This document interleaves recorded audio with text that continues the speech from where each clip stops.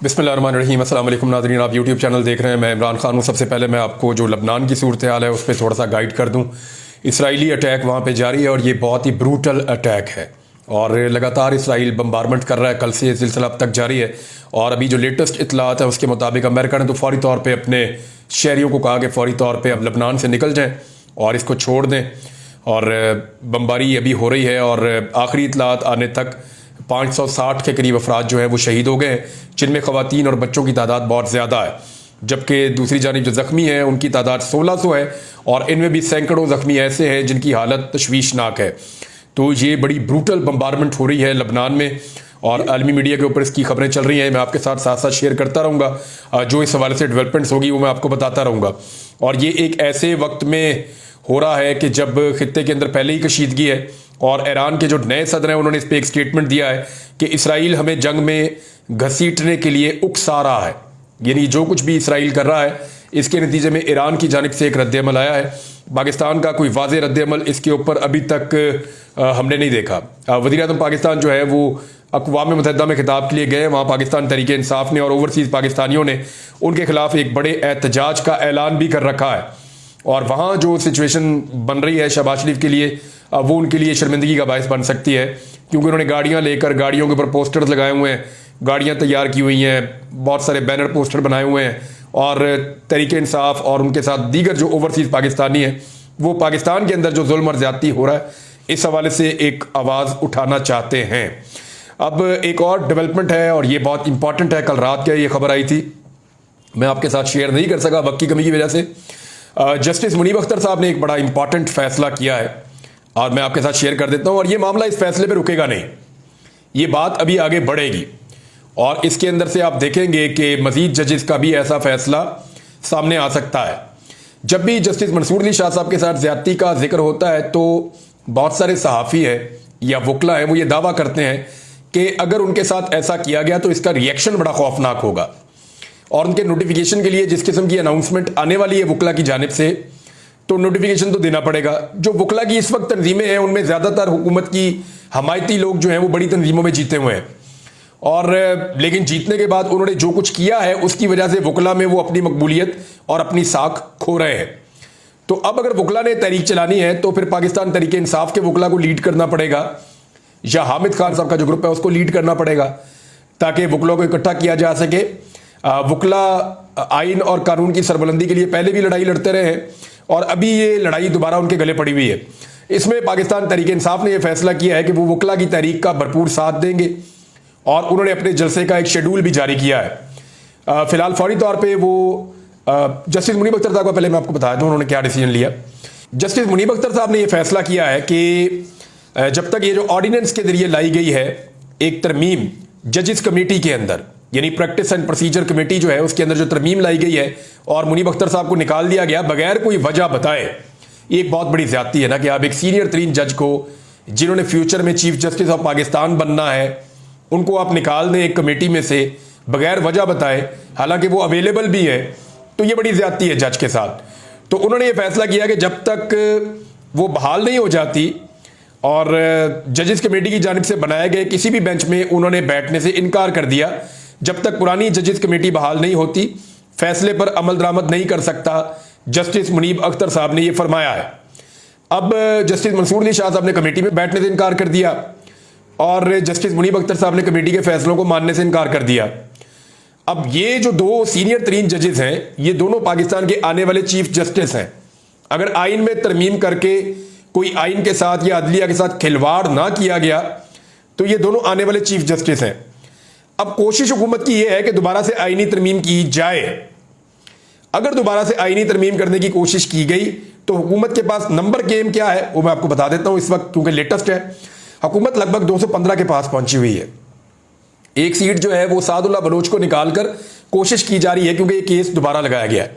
Supreme court में ये case Pakistan Tehreek Insaf के सादुल्ला बलोच जीत चुके थे, लेकिन अब उनसे सीट छीनने का फैसला कर लिया गया है, ये बहुत सारे लोग दावा कर रहे हैं और दोबारा से इसकी अपील लगा दी गई है। अब अगर ये सीट उनसे छीन ली जाती है तो ऐसी सूरत में एक नंबर और मिल जाएगा हुकूमत को और फिर हुकूमत को सिर्फ फजलुर रहमान साहब की 8 सीटें चाहिए होंगी। फजलुर रहमान साहब इस मामले में अपनी कश्तियां जला चुके हैं, लेकिन अब बिलावल जरदारी हो या एमल वली खान हो या बाकी जमातें हो, वो सारे एक ही बात कर रहे हैं कि आईनी अदालत तो हमने जरूर बनानी है और आईनी अदालत बनाए बगैर हम रहेंगे नहीं। ये आईनी अदालत क्यों बनाना चाहते हैं और इनके नंबर कैसे पूरे होंगे, इस बारे में थोड़ी सी हम बात कर देते हैं। पहले तो आप ये देखें कि आईनी अदालत बना के इन्होंने करना क्या है। जो पहला काम इन्होंने करना है, जो ट्रिब्यूनल वाला मामला है, ये भी बाद में अपील के अंदर वहीं चला जाएगा। यानी जितने भी मामला आईन और कानून से रिलेटेड होंगे, असेंबलियों की प्रोसीडिंग से रिलेटेड होंगे, जो भी कानून साजी से रिलेटेड होंगे, वो सारे के सारे चले जाएंगे कहां पे, आईनी अदालत में। तो ये ट्रिब्यूनल का मामला वहां चला जाएगा, हुकूमत की धांधली के ऊपर पर्दा पड़ जाएगा हमेशा के लिए। नंबर 2, तहरीक इंसाफ पर पाबंदी लगाने के लिए आईनी अदालत को इस्तेमाल किया जाएगा। मखसूस नशिस्तों का मामला आईनी अदालत में दोबारा जा सकता है। मिलिट्री कोर्ट्स आईनी अदालत में। इलेक्शन धांधली आईनी अदालत में। आइन साजियों का मामला, कानून साजियों का मामला, तमाम आईनी और कानूनी मामला की जो पटिशन है वो सारी की सारी उधर चली जाएंगी। तो ऐसी आईनी अदालत बनाना चाहते हैं जिसके जरिए से ना सिर्फ पाकिस्तान तहरीक इंसाफ पर पाबंदी लगाई जाए, बल्कि इमरान खान साहब को फौजी अदालतों से सजा भी दिलवा दी जाए। ये पाकिस्तान तहरीक इंसाफ का इसके ऊपर बड़ा क्लियर मौकिफ है। ना सिर्फ उनका यह मौकिफ है, बल्कि वो ये कहते हैं कि इस आईनी अदालत के जरिए से जो धांधली ज़दा हुकूमत है उसको बरकरार रखने की भी कोशिश की जाएगी, ताकि फॉर्म 47 वाले बैठे रहे और उनको उठाया ना जा सके। दूसरी जानिब कादी फायदी साहब ने जो बेंच बनाया, उन्होंने जनाब केस सुना है और उन्होंने केस सुना जो इलेक्शन ट्रिब्यूनल वाला है। इलेक्शन ट्रिब्यूनल वाला केस लगा, उसको उन्होंने सुना। वहां पे पाकिस्तान तहरीक इंसाफ ने अपना मौकिफ पेश किया, बैरिस्टर सलमान अकरम राजा साहब भी गए। तो कादी फायदी साहब ने कहा जी अदालती फैसले नहीं, आईने पाकिस्तान। तो भाई आईने पाकिस्तान की जो तशरीह है वो तो अदालती फैसलों में होती है। सलमान अकरम राजा साहब ने कहा कि जब तक अदालतें अपने पहले फैसलों से बेहतर फैसले नहीं कर देती तब तक अदालती फैसलों पर ही अमल दरामद होगा। तो ये सलमान अकरम राजा साहब ने बड़ा क्लियरली ये बात की है। लेकिन सलमान अकरम राजा साहब ने एक और इंकशाफ किया, एक रात से पर्दा उठाया। उन्होंने कहा जी हुआ ये था कि टोटल 6 जज थे जो लाहौर हाई कोर्ट ने नाम दिए थे इलेक्शन कमीशन को कि जनाब ये 6 जज आपने लगाने और ये ट्रिब्यूनल बन के केसेस को सुनेंगे। अब ये जो साबिका चीफ जस्टिस थे लाहौर हाई कोर्ट के, उन्होंने ये 6 जजेस के नाम दिए थे। इलेक्शन कमीशन ने इनमें से जो 4 जजेस थे जो बड़े अपराइट जजेस हैं, जो कोई सिफारिश में नहीं मानते, उनके खिलाफ कहा कि जी ये जज नहीं चाहिए, आप तब्दील कर दें या आप हमें कोई पैनल भिजवा दें, हम उनमें से खुद ही जज चुन लेंगे। तो इसके ऊपर ये सुप्रीम कोर्ट ने आज भी राय दी कि इलेक्शन कमीशन को तो ये हक ही नहीं है कि वो जजों को चुने। ये तो अदालत की सवाबदीद है चीफ जस्टिस की कि वो जो जज दे दे। तो वो जो जज दे दिए गए थे उन्हीं के साथ चलना था। लेकिन फिर लाहौर हाई कोर्ट की चीफ जस्टिस ही तब्दील कर दी गई। पहले एक कायम मकाम चीफ जस्टिस को लाया गया, फिर नीचे से तरक्की देकर ऊपर जस्टिस आलिया नीलम साहिबा को chief justice Lahore high court लगा दिया गया। अब आज जो है सलमान अकरम राजा साहब ने कहा कि आलिया नीलम साहिबा ने जो chief justice Lahore high court हैं, उन्होंने खुद ही 4 जजों के नाम वापस ले लिए हैं और ये दबाव में ना आने वाले 4 जज हैं जिनके नाम वापस लिए गए हैं। तो ये तो जनाब बड़ी अजीब बात है कि एक चीफ जस्टिस वो नाम देकर जाते हैं, दूसरी चीफ जस्टिस आती हैं, पहले वो उसके ऊपर खबर आती है कि नहीं जी यही जजेस रहेंगे, और उसके बाद अब पता चलता है कि अंदर खाते ये काम हो गया है और 4 जजेस के नाम वापस ले लिए गए हैं। तो फिर तो सब ठीक हो गया। अब कादी साहब अगर ट्रिब्यूनल बहाल भी कर देते हैं तो हुकूमत के और इलेक्शन कमीशन की मर्जी के ट्रिब्यूनल अगर पंजाब के अंदर बन जाते हैं तो फिर पंजाब में फॉर्म 47 के मुताबिक ही जो है वो लोग रहेंगे। जो जाली फॉर्म 47 है उनको कैसे चैलेंज किया जाएगा? तो मेरे ख्याल में जो अपराइट जजेस हैं, जो दबाव में ना आने वाले जजेस हैं, उनको ये केसेस सुनने चाहिए। अब पाकिस्तान तहरीक इंसाफ और नंबर गेम पे आ जाए ना आप वापस। आईनी तरमीम इनको करनी है, हर हाल में करनी है, और आईनी तरमीम इन्होंने करनी है 10 अक्टूबर से 15 अक्टूबर तक। इसके बाद ये नहीं कर पाएंगे क्योंकि इस बीच में हुकूमत को फिर जस्टिस मंसूर अली शाह साहब का जो नोटिफिकेशन है वो जारी करना पड़ जाएगा। तो आईनी तरमीम अगर करनी है तो फिर 224 का फिगर पूरा करना है। मौलाना फजलुर रहमान साहब अगर साथ नहीं देते तो फिर 63A का केस जो मैंने आपको कहा था कादी फायदी साहब ने लगा दिया है, उसके अंदर अगर किसी भी पार्टी का मेंबर कहीं भी वोट दे सकता है, ये वाला अगर रास्ता खोल दिया गया, और इसकी उम्मीद भी की जा रही है। मुतीउल्लाह जान साहब ने एक खबर दी, उन्होंने कहा जी होगा ये कि इस तरह मैनेज किया गया है कि 3 जजेस जो हैं बेंच के, वो ये कह देंगे कि जी ये वोट डालने का इख्तियार हमने दे दिया। काजी साहब ना हीरो बनने के लिए इसकी मुखालफत कर देंगे और बाद में कहेंगे देखो जी मैं तो इधर खड़ा था। हालांकि काजी फायद ईसा साहब का इस बेंच में बैठना बनता ही नहीं है। हामिद खान साहब ने आज एतराज किया काजी फायद ईसा साहब के खिलाफ, तो हामिद खान साहब के साथ काजी साहब का रवैया अच्छा नहीं था।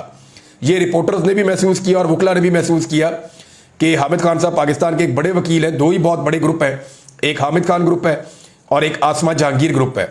तो हामिद खान साहब के साथ जैसा रवैया रखा चीफ जस्टिस ऑफ पाकिस्तान ने, वो अफसोसनाक था और हामिद खान साहब के चेहरे पे वो नजर भी आ रहा था। उन्होंने बाहर निकल के जो है वो इसका इजहार भी किया कि वो काजी फायद ईसा साहब को कुछ और समझते थे, लेकिन वो तारीख के बुरे जजों के अंदर उनका शुमार अब होगा। ये हामिद खान साहब कहकर गए हैं वहां से। बल्कि उन्होंने कुछ चीजें भी याद दिलाई। काजी फायद ईसा साहब ने अपनी लाइफ में, अपनी ये जो जुडिशल लाइफ में, इसमें बहुत सारे यू टर्न लिए। यानी एक दौर में काजी साहब कहते थे कि सिविलियन को मिलिट्री कोर्ट में ट्रायल नहीं किया जा सकता। आज उनके दौर में सिविलियंस को मिलिट्री कोर्ट में ट्रायल किया जा रहा है। वो ये कहते थे कि हंगामी सूरत हाल के बगैर कोई ऑर्डिनेंस नहीं लाया जा सकता, बिला जवाब है। आज बगैर किसी हंगामी सूरत हाल के ऑर्डिनेंस लाया जाता है, सदर फौरी तौर पे पास करता है, 1 घंटे में काजी साहब खुद उस पर अमल दरामद भी कर देते हैं। एक और यू टर्न उन्होंने कहा था कि ये जो ऑर्डिनेंस होते हैं सदारती, इससे असेंबली की तौकीर और इज्जत खत्म हो जाती है। तो आज उनको ये नहीं लगता।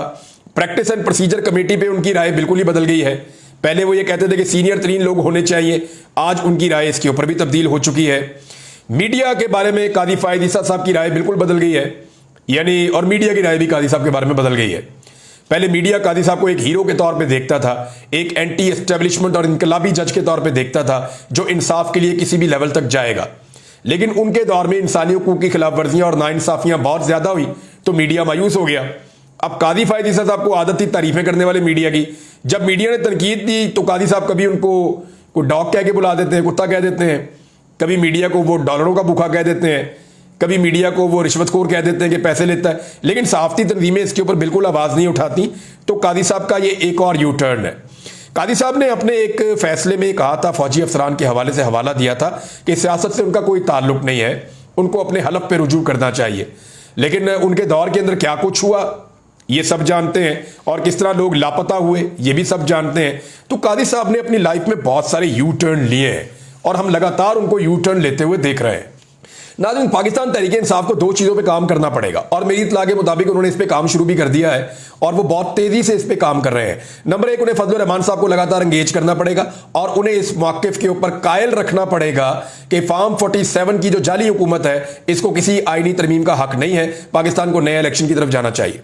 नंबर 2, उन्हें अपने तमाम वोटर्स को, यानी अपने तमाम MNAs को, खसूसन उन MNAs को जो कंप्रोमाइज हो सकते हैं या दबाव में आ सकते हैं, उनको महफूज रखना चाहिए। मिसाल के तौर पे ज़हूर कुरैशी साहब हैं, औरंगजेब खिच्ची साहब हैं, चौधरी उस्मान साहब हैं साहिवाल से, रियाज फतेहाना साहब हैं, ब्रिगेडियर असलम घुम्मन साहब हैं, चौधरी इलियास साहब हैं और आदिल बदुज़ई साहब हैं। चौधरी इलियास साहब के मैंने आपको एक जिक्र किया था उनके एक रिश्तेदार का, तो उनका मुझे फ़ोन आया। उन्होंने कहा जी मैं गैर सियासी आदमी हूँ, और उन्होंने कहा जी ज़हीर साहब, उन्होंने कहा जी मेरा कोई ताल्लुक़ नहीं है सियासी मामलात से सर, और मैं गैर सियासी आदमी हूँ, तो मैं जो भी उन्होंने किया चौधरी इलियास साहब ने, मैं ना उसको जानता हूँ और ना मेरा उसके साथ कोई ताल्लुक़ है, तो मैं इन सारी जो पॉलिटिकल चीज़ें इनके साथ मैं लाताल्लुकी का इजहार करता हूँ। तो इन्होंने कहा जी मेरा इससे कोई ताल्लुक़ नहीं है, तो मेरी जिम्मेदारी मैंने आपको बता भी दिया। आदिल बदुज़ई साहब, इम्तियाज़ चौधरी साहब, सादुल्लाह बलोच साहब, ऐसे लोगों को पाकिस्तान तहरीक इंसाफ को कंट्रोल करना होगा और उनके पास अब मामला दिनों का नहीं घंटों का बच्चा है कि घंटों के अंदर पाकिस्तान तहरीक इंसाफ को ये सारे बंदे कंट्रोल करके इनके वोटों को महफूज बनाना होगा।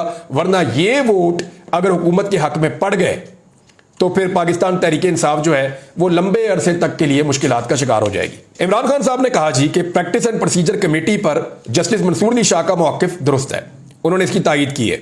उन्होंने कहा कि सुप्रीम कोर्ट की मखसूस नशस्तों के फैसले से मुताल्लिक सब वाज़ेह हो गया है। चीफ इलेक्शन कमिश्नर जानिबदार अंपायर ही नहीं बल्कि इनकी टीम का ओपनर बल्लेबाज है। काजी ईसा दूसरा बल्लेबाज है। इनकी तमाम हरकत मफादात का टकराव है। ये चाहते हैं कि इन्हें 2/3 अक्सरियत मिल जाए और अंपायरों को तौसीह मिले।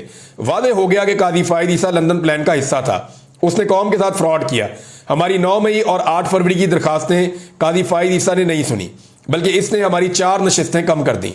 हर हरबे के जरिए हमारी नशिस्तों को कम किया जा रहा है, हमारी कोई भी पटिशन नहीं सुनी जा रही, सब कुछ बेनकाब हो गया है।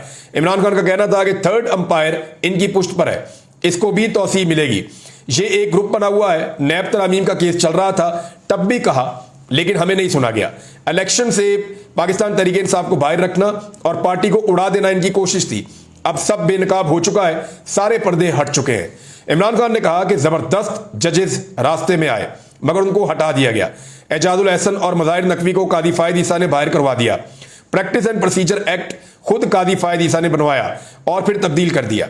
चीफ जस्टिस इस कानून साजी से अपनी डिक्टेटरशिप कायम करना चाहता था। इस कानून साजी से जमहूरी तरीके से केस लगने के खिलाफ वर्जी की गई। प्रैक्टिस एंड प्रोसीजर कमेटी के हवाले से मंसूर अली शाह साहब ने बिल्कुल दुरुस्त मौक़िफ़ इख्तियार किया है। अदलिया पर हमले के खिलाफ जुमेरात को एहतजाज करेंगे। जुमे को हमारा अपना एहतजाज है और हफ्ते को रावलपिंडी में जलसा करेंगे। इजाजत ना दी गई तो एहतजाज करेंगे। मातहत अदलिया मुकम्मल तौर पर इनके कंट्रोल में है। जो जज कंट्रोल नहीं होता उसको ट्रांसफर कर दिया जाता है। जज 9 मई के मुकदमात का फैसला देने लगा तो उसको भी तब्दील कर दिया गया। बदकिस्मती है कि DGISI की तैनाती की खबरें हेडलाइन बनती हैं। दुनिया में कहीं भी फौजी अफसर की तैनाती पर खबरें नहीं छपती। ये सिर्फ हमारे मुल्क में होता है, हालांकि इनका सियासत में कोई किरदार नहीं होता। पाकिस्तान मुकम्मल तौर पे पुलिस स्टेट बन चुका है। ये वो मार्शल है जो ज़िया और मुशर्रफ के मार्शल से भी सख्त है। मुशर्रफ के दौर में बड़े बड़े जलसे किए, लेकिन कभी हमारे साथ ऐसा नहीं हुआ। नाज़रीन, मज़ीद खबरें शेयर करता हूं आपसे अगले वीलॉग में। अब तक के लिए इतना ही। अपना ख्याल रखिएगा, अपने इस चैनल का भी। अल्लाह हाफ़िज़।